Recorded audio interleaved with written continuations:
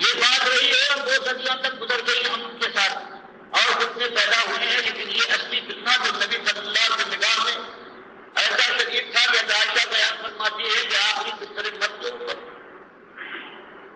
کہ ویسے تو آپ کی بیماری کی یہ تھی کہ وہ جلد سے کبھی چادر اپنے چہرے پر ڈالتے تھے پھر اٹھاتے تھے،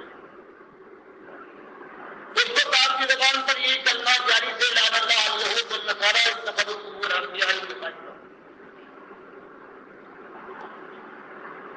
یہ اہل کتاب یہود اور نصارہ کی گروہوں کے اوپر اللہ کی لعنت ہو، انہوں نے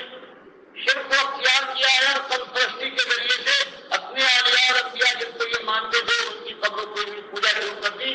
اور پھر ان کے اندر وہی اللہ کی لعنت شرائط کر گئی کہ پھر کبھی نہ سمجھ پائے۔ تو اندازہ لگائیے کہ وہ شخص جنہوں نے سب سے پہلے شیعوں سے یہ شیعہ ہے وہ سب سے پہلے یہ عقیدہ ایجاد کیا ہے، ان کی کافی کے میں نے ثبوت دیے ہیں فوٹو کے ذریعے سے کہ آپ دیکھ لیں، ان کا عقیدہ یہ ہے کہ سب سے پہلے انہوں نے اس قبر پرستی کی بنیاد فراہم کی اور قبر پرستی کی بنیاد یہ ہے کہ جو یہاں مر جائے قبر میں داخل ہونے کے بعد یہ زندہ ہو جاتا ہے، پھر زندہ ہی نہیں بلکہ زندگی میں جو مسئلے تھی اس کے اختیار کی وہ اس کو سلام جاتا ہے اور اب جو باہر قبر کے باہر آنے والا آتا ہے اس کی بات بھی سنتا ہے، اس کو دیکھتا بھی ہے، اس کو جواب بھی دیتا ہے، خوش بھی ہوتا ہے، اس کے لیے کافی۔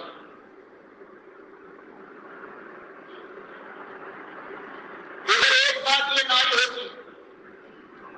یہ عقیدے کی خرابی اور یہ قدرت اللہ کی کتاب کا انکار اور اللہ کے نبی صلی اللہ علیہ وسلم پر اعمال پیش کیے جانے کا یہ نظریہ، یہ 3 چیزیں، یہ حیات ہے، سما ہے وہاں پر اور عرض اعمال ہوتا ہے اللہ کے علاوہ دوسروں پر، انہوں نے ایجاد کیا ہے اور اس کے بانی اس تاریخ کے اندر جو اسلامی تاریخ کی بربادی کی تاریخ ہے اس کے اندر وہ ہے جن کو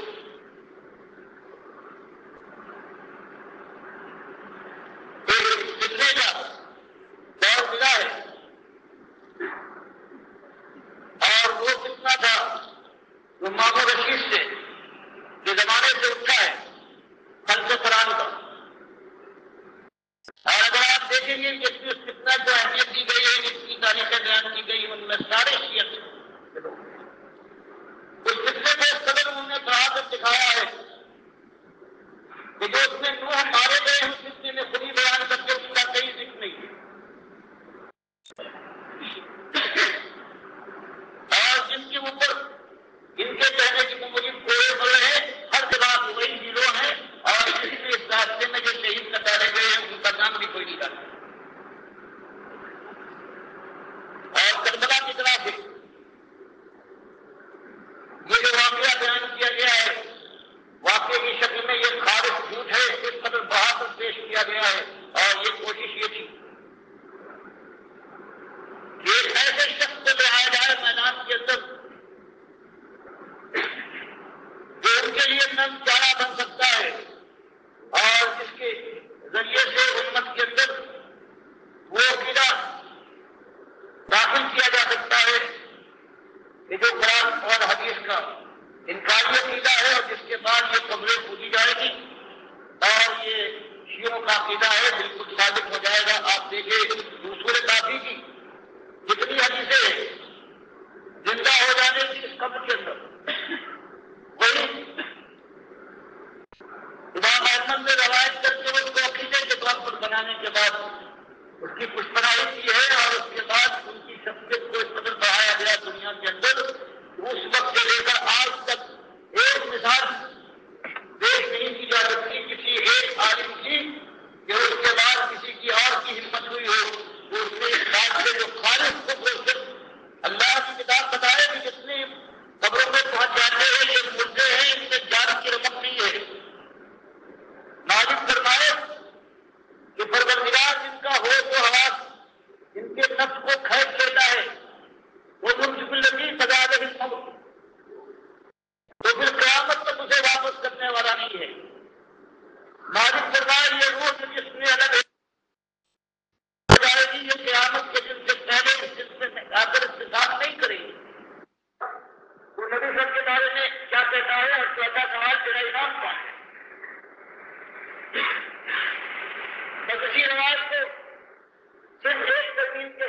चौथी चीज को उसने हटा दिया। बाकी पूरी रवाज करीब करीब उन्हीं अल्फाज से ले आए हैं। अहमद इब्न हंबल और लोग भी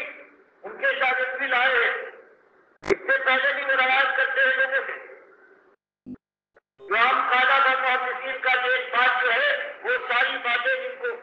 उन्होंने अपने उस्तादों में सुनी है वो बयान कर देते। लेकिन वो ख्याल से अकीदा किसी गलत बात के मुताबिक कोई हदीस में आ जाए तो अकीदे को उस पर मुस्तराद नहीं करते थे।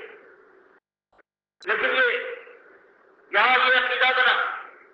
यही मुद्दा मिलता है और इसी के ऊपर सब कुछ गुजरता है। यहाँ पर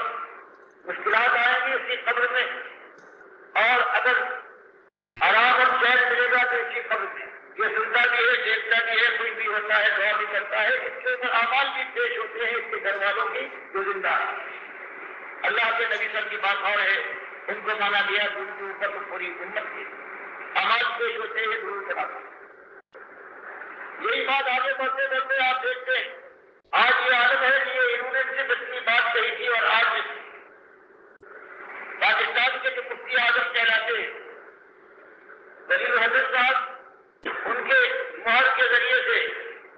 और जो यूसुफ इकबाली जो जुड़ते हैं जंगवाड़ा में इनके फतवे के साथ ये बात पेश की जाती है कि दाढ़ी बनाने वाले उसको ख्याल करो हर रोज फरिश्ते उम्मत के अमाल अल्लाह के नबी सर पर पेश करते हैं।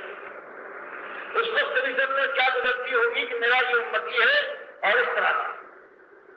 तो ये यहाँ तक ये बात पहुंची है और कोई आवाज नहीं उठती इसके खिलाफ कि ये शिर्क का ये हंगामा तुमने बर्पा किया है और इस मुल्क में सबसे बड़े तुम फकीर हो तो तुमको ये किसने इजाजत दी है और अल्लाह की किताब का ये साफ इनकार और अल्लाह के साथ अल्लाह के नबी सर को शरीक करने की ये जुर्रत और ये इज़हार तुमने कैसे पैदा हुई। वजह उसकी सिर्फ यही है कि 1100 साल से जब ये अकीदा मुसलमानों के जहन ख्याल के अंदर जड़ पकड़ते पकड़ते उनकी रगों का खून बन गया है तो अब कौन है इसको लग पाए। आप देखते हैं इसी तरह सब ये सब फैसला की या तो कौन की हाँ में हाँ मिलाइए सिर्फ यहां तक इस्तेफा कीजिए कि देखो शराबें न पियो ना तो गाने न करो बेहयाई और बेपरदगी से कोशिश करो इज्तनाब करो। जैसे आज आप देखते हैं कामरुद्दीन के जो अलमबरदार थे जिन्होंने आज अपना रवैया ये अख्तियार किया है कि नशे की चीजें इस्तेमाल न करो, आज बीसीआर से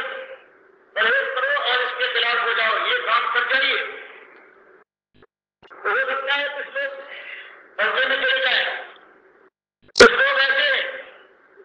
कि जो नशे से बाहर आ जाए लेकिन उसके बाद फिर ये होगा किसी ईमान के ऊपर जो आज ईमान फैला हुआ है किसी के ऊपर इनका इस्तेमाल होगा और आंख बंद होते ही जहन्नम की आग में उतर जाए। अब तुम फैसला कीजिए, तरस खाइए अपनी जान के ऊपर और अल्लाह के दीन के साथ जो आपका मामला है उसको अपनी निगाह में रखने के बाद